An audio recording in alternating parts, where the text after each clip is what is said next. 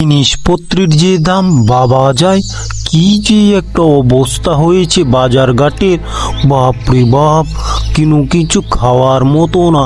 কি যে করি। আরে তুমি কোনো চিন্তা করো না বিল্ডার, আমি তো আছি। তা এবারকার একটু ভেবে ভেবে কিছু করতে হবে, না হলে দেশে যা অবস্থা আর থাকা যাবে না। কি করি?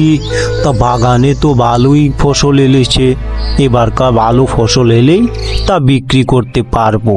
আরে দাদু, তুমি চিন্তা করো না, আমি তো আছি তোমার সাথে।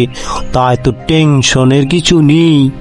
আজকে যদি মাছ না পাই তাহলে সংসার কিভাবে যে চলবে?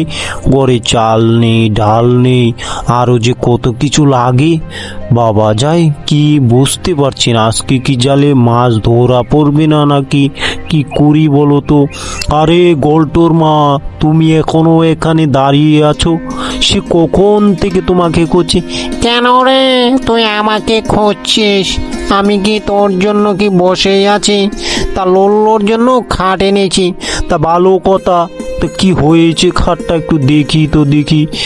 আরে দেখতে এসো না, আমি আর কি করব, একলা একলা জীবনটাই শেষ।